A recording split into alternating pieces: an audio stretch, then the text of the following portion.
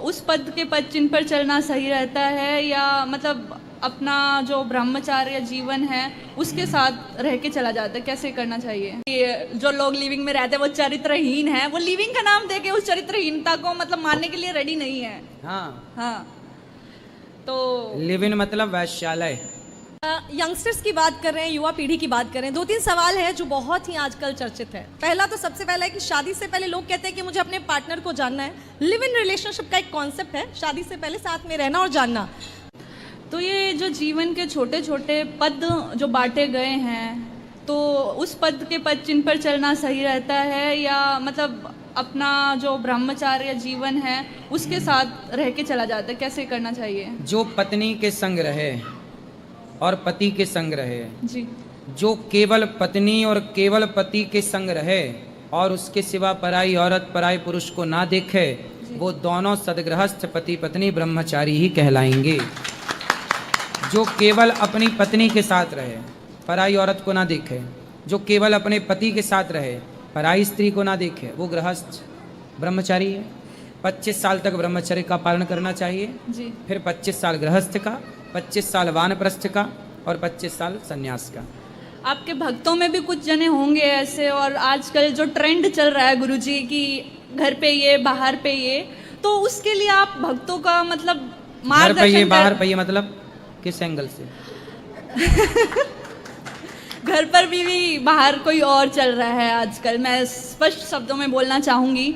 तो उनको आप कुछ उनका मार्गदर्शन करना चाहेंगे, उनको कुछ ऐसी बात बोलना चाहेंगे कि जो आपने ये इतनी प्यारी लाइन बोली है ब्रह्मचार्य वाली, कि आप एक मतलब दोनों हो, दोनों के संग रह रहे हो, आपके मतलब जीवन में उसके सिवा कोई नहीं है, तो आप ब्रह्मचार्य जीवन का पालन कर रहे हैं, आपने ये बोला। अब मैं ये कहना चाह रही हूँ कि जो आजकल का ट्रेंड चला हुआ है, हमारे यूथ हैं, युवा हैं, वो मतलब एक के होके रहना ही नहीं चाहते हैं। तो आपकी क्या विचारधारा है इसमें? आप कैसे रहते हैं? मैं तो सर अभी तो कुछ हुआ नहीं है, पर मैं चाहूँगी कि जो भी मेरे जीवन में आए उसके लिए मैं समर्पित रहूँ और वो मेरे लिए समर्पित रहे। तो आपका भी तो ऐसा विचार नहीं होगा कि जब एक घर में है तो एक बाहर वाला भी हो? नहीं नहीं गुरुजी। फिर ठीक है, ऐसी विचारधारा चाहिए और ये सबके लिए है जी। अभी मेरी तो है पर सबकी तो नहीं है ना। नहीं, आपकी है तो फिर दूसरे की भी होगी। ऐसे ऐसे होता है जी, एक एक सी होता है, एक साधे सब सद है, सब साधे सब जाए। ऐसी है कि यदि हम एक अच्छी राह पर चलते हैं ना, तो हमें देखकर 4 लोग चलेंगे। आप अच्छी राह पर चलेंगे तो आपको देख के भी 4 लोग चलेंगे, फिर उन 4 को देख के 8 लोग चलेंगे, फिर उन 8 को देख करके 100 लोग चलेंगे, 100 को देख के 1000 को देख के, ऐसे। मतलब हम अपनी तरफ से अच्छा करें। हमारे यहाँ देखो चरित्र की पूजा है जी। आज का जो युवा है, आपकी उम्र के जो लोग हैं, ये चरित्र से भटक जाते हैं, चरित्रहीन हो जाते हैं लिवन में रह करके। ये चरित्रहीनता शोभनीय नहीं है। ये चरित्रहीनता देखो कुत्ता बिल्ली का कल्चर है। लिवन किसका कल्चर है? कुत्ता बिल्ली का। हमारे देश में कुत्ता बिल्ली तो शुरू से लिवन में ही रहते आए हैं। हमारे यहाँ चरित्रवानों की बात होती है। रावण चरित्रहीन था तो पुतले जलाए गए, राम चरित्रवान है तो मंदिर बनाए गए। आपकी पूजा नहीं होगी, आपकी चमड़ी कीमती नहीं है, आपका रूप रंग अनमोल नहीं है, आपका चरित्र कीमती है। आप कैसे हैं, आपकी चमड़ी कैसी है, आपका रूप रंग कैसा है, आप कितना भी सुंदर दिखें, उससे कोई फर्क नहीं पड़ता। बहुत सुंदर तो वैश्या भी दिखती है जी, लेकिन उस वैश्या की क्या कीमत है? वो चरित्रहीन है। इसलिए हमारे यहाँ चमड़ी की सुंदरता नहीं देखी जाती, चरित्र की सुंदरता देखी जाती है। चरित्र सुंदर है तो सब कुछ सुंदर है, और चरित्र सुंदर नहीं तो चमड़ी सजाए रहो, क्या होगा? तो चरित्र सुंदर होना चाहिए, चमड़ी का कोई फायदा नहीं है। वो कहते हैं ना, रानी होने के लिए मर्यादा चाहिए होती है ना। अभी आपने इतनी प्यारी बात बोली है, इतने भक्तों को मार्गदर्शित किया है। अब देखते हैं भगत उस चीज को मानेंगे या नहीं मानेंगे। आपको कैसा लगा गुरुजी ने जो बोला है ये बात? तो गुरुजी जो ये आपने लिविंग वाली बात बोली है, इस लिविंग तो एक वेस्टर्न कल्चर है। अपने भारत में तो ये प्रथा कभी से रही ही नहीं है। तो इस लिविंग का कल्चर ये कैसे आया, और यूथ मतलब इस चीज को बढ़ावा क्यों दे रहा है? जब यूथ पढ़ने लंदन अमेरिका गया जी, तो वहाँ से ये कल्चर लेके आ गया कि वहाँ तो ऐसा होता है। अमेरिका लंदन जापान में ऐसे ही होता है। तो जब यूथ वहाँ पढ़ने गया तो उसे लगा कि यार यहाँ तो ऐसे रहते हैं, तो उसे लगा कि हम भी रहें, जी और वो भी भारत में उस कल्चर को उसने स्वीकार किया और उस कल्चर में वो रहने लग गया। इसी से एक का देखा फिर दूसरा, फिर दूसरे का तीसरा, ऐसे ही। और ये सारी गलत परंपराएं युवाओं ने स्वीकार कर ली और युवाओं को लगता है कि यही जीवन है। हम तो कूल हैं, वो ये सोचते हैं मॉडर्न हो गए हैं। हाँ, मॉडर्न के नाम पे ना वो चरित्रहीन हो गए हैं और कुछ जी। नहीं हुए, वैश्या हो गए हैं कुल जी। मिला के। तो जो आपने ये बात बोली है कि वैश्या हो गए हैं, ये वेस्टर्न कल्चर है, पर जो वेस्टर्न लोग हैं वो हमारी संस्कृति को अपना रहे हैं, वो आयुर्वेद अपना रहे हैं, हमारा कल्चर, पहनावा, साड़ी पहनते हैं। वृंदावन में बहुत सारे फॉरेनर्स आते हैं, मैंने देखा है। तो वो हमारा कल्चर अपना रहे हैं, हम अपना कल्चर छोड़ रहे हैं, ऐसा क्यों है गुरुजी? ऐसा इसलिए है कि सारी दुनिया समझ रही है कि भारत क्या है। वो कहते हैं ना, घर की मुर्गी दाल बराबर।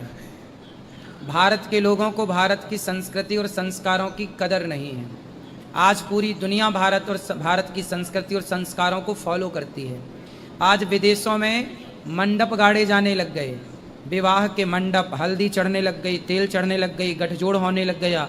जो परंपराएं भारत की थीं वो परंपराएं विदेशों ने कैप्चर कर ली और विदेशों की परंपराओं को अब भारत उतार रहा है। जी। हम उनकी तरफ जा रहे हैं, वो हमारी तरफ आ रहे हैं, ये है। जो पर हमारी जो सभ्यताएं हैं उन चीज़ से उनका एक तरह से मान लें कि इंक्रीजमेंट ही हो रहा है किसी चीज़ से, मतलब बढ़ाव ही मिल रहा है उनको हर चीज़ में। उनका जैसे जींस का पहनावा था, ये सारी पहनावा अब हम करने लग गए हैं। वो पहनते हैं खादी वस्त्र, कॉटन का वस्त्र। अभी यहाँ पे कई कन्याएं भी मैंने कई बार देखी हैं, मतलब प्रॉपर राधा रानी के वेश में। तो वो चीज़ कितनी प्यारी लगती है और हमारा भारत ही इन चीज़ों को छोड़ रहा है। तो आप उसके बारे में कुछ कहो ना गुरुजी, कि इनमें मोटिवेशन आए कि ये ना करें ऐसी चीज़ें। हम तो खूब कहते हैं कि कपड़े पूरे पहना करो, अच्छे पहना करो, जी। तो लोग हमसे लड़ने लग जाते हैं। बोले आपने कपड़ा पहनने का कह कैसे दिया? आपने क्यों कह दिया हमें पूरे कपड़े पहनने का? जी। लड़ने लग जाती हैं। आजकल कुछ लड़कियां कहती हैं कि हमारी माई लाइफ माई चॉइस, आपको क्या करना, माई लाइफ माई रूल्स। हम क्या पहने? तो देखो हम तो कहते हैं कि आप कपड़े पहनो, तो लोग लड़ने लग जाते हैं। अभी एक बहन बोली मैं तो शराब पीती हूँ, है ना, अभी न्यूज़ में गए थे, बोले मैं तो शराब पीती हूँ। मैंने कहा वाह, आप शराब पीती हैं? बोले नहीं, मैं शराबी नहीं हूँ।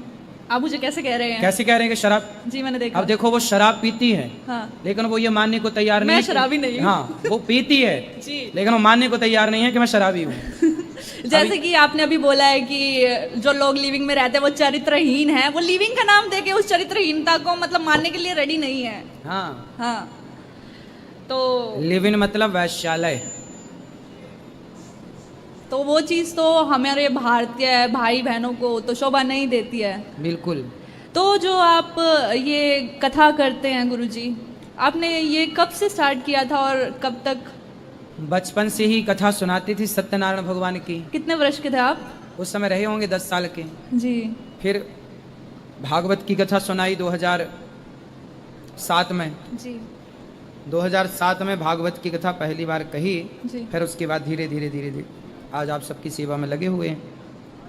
जी, अब मैं अपने शब्दों को विराम देते हुए आपका बहुत बहुत धन्यवाद करना चाहूँगी।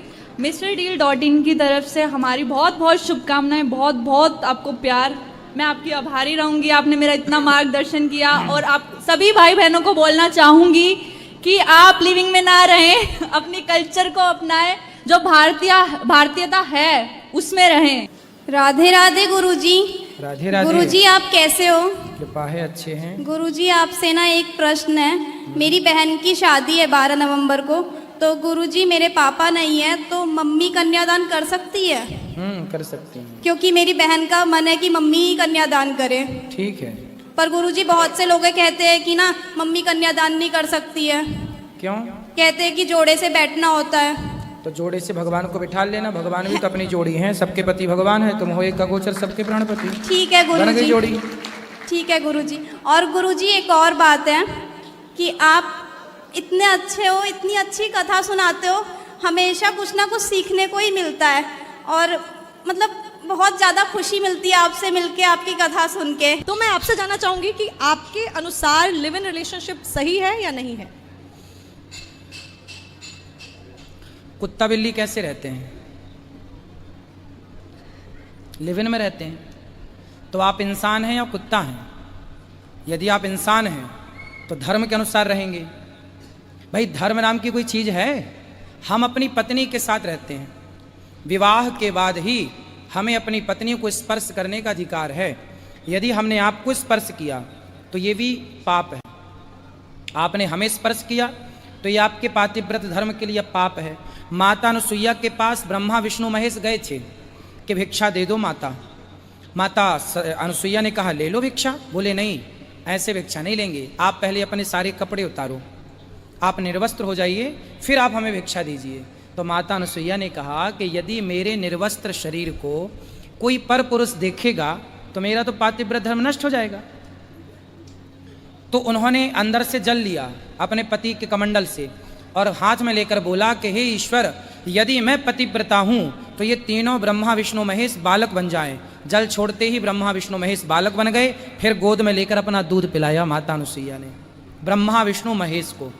ये मर्यादा है, ये धर्म है कि हम पत्नी हैं तो हम पर पुरुष का स्पर्श ना करें, करें तो पिता के भाव से, भाई के भाव से और पुत्र के भाव से। कुछ हम पुरुष हैं तो हम पराई स्त्री का स्पर्श करें तो माँ के, आप मेरी बहन हो सकती हैं, मैं आपको बहन के रूप में स्पर्श कर सकता हूँ, लेकिन आपको माँ के रूप में स्पर्श कर सकता हूँ, आपको बेटी के रूप में स्पर्श कर सकता हूँ, आपके सिर पे हाथ रख सकता हूँ, लेकिन आपको किसी और गलत भावना गलत दृष्टि से देखना ये मेरा पाप होगा। आप भी किसी पुरुष को देखेंगी वो आपका पाप होगा। और आप तो कह रही हैं साथ में रहो, कुछ लोग तो कहते हैं पहले बच्चा पैदा कर लो बाद में शादी करना। आजकल ये भी चलन है, इसीलिए ये सवाल, क्योंकि जनता के सवाल होते हैं इसीलिए मैंने पूछा। बहुत ये सारे लोग सवाल पूछते हैं। देखो, ये जानवर वाला कल्चर है, हम इंसान मनुष्य हैं हम, और मनुष्य के अंदर क्या होना चाहिए? धर्म। धर्म के हिसाब से रिश्ते होते हैं।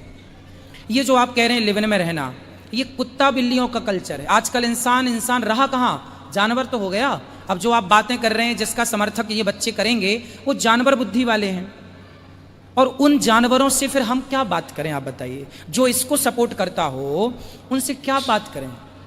बात करने का भी एक लेवल होता है, किस व्यक्ति से बात करें।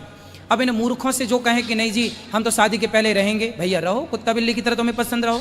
ये अमेरिकन पश्चिमी कल्चर है।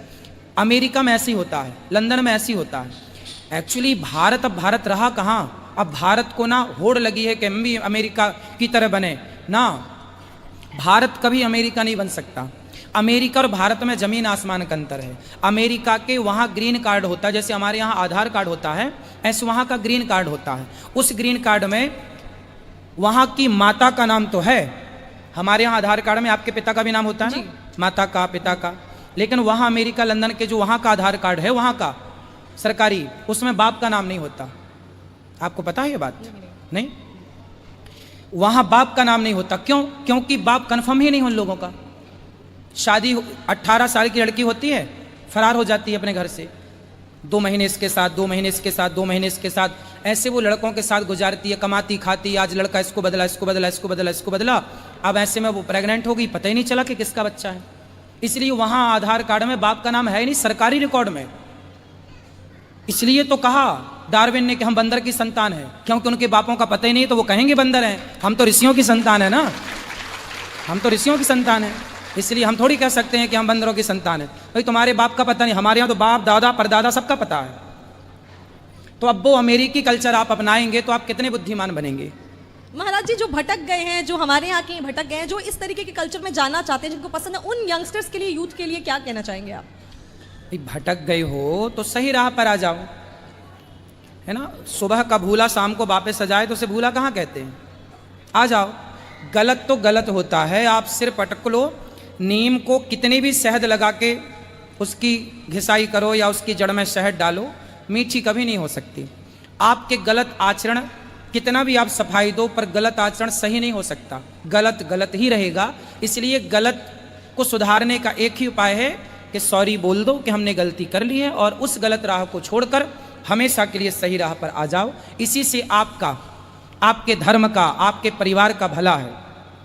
आप जब सुव्यवस्थित रूप से विवाह करते हैं, हमारे माता पिता विवाह कराते हैं, मंडप गढ़ता है, हल्दी चढ़ती है, तेल चढ़ता है, विधि विधान से पंडित जी आते हैं, मंत्र पढ़ते हैं। विवाह एक यज्ञ है। विवाह क्या है? यज्ञ है। यज्ञ है। इसलिए शादी के बाद पति पत्नी आहुति डालते हैं, फिर उसी यज्ञ मंडप, वो जो हवन कुंड होता है उसकी परिक्रमा लगाई जाती है, जिसे कहते हैं फेरे। है ना। तो पहले हवन यज्ञ फिर फेरे, उस हवन कुंड के फेरे करके फिर माना जाता। शास्त्र साक्षी होते हैं, कौन?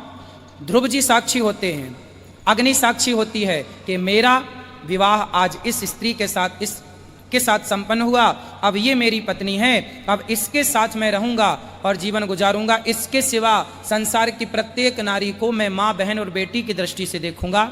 यह वहां पर होता है, 7-5 वचन होते हैं ना, उनमें सब कुछ होता है। लेकिन अब वो मर्यादाएं कहां बची भाई? यज्ञ जब आप करेंगे, दशरथ जी ने पहले पुत्रेष्टि यज्ञ किया, फिर राम जैसा पुत्र पाया। जब आपका गृहस्थ यज्ञ से प्रारंभ होता है तो एक श्रेष्ठ संतान होती है आपकी। अच्छी विचारधारा के माँ बाप होंगे तो अच्छी विचारधारा की संतान होगी। अब ये लिव इन वाले संतान पैदा करेंगे तो इनकी संतान कैसी होगी?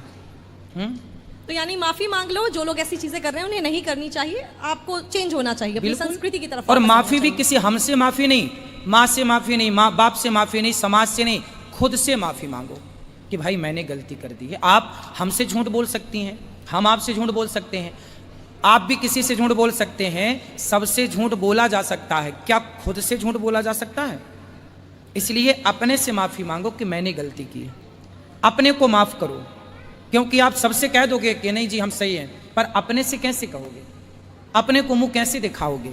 तो अपने को सॉरी कहो और गलत राह छोड़ के सही पर आओ।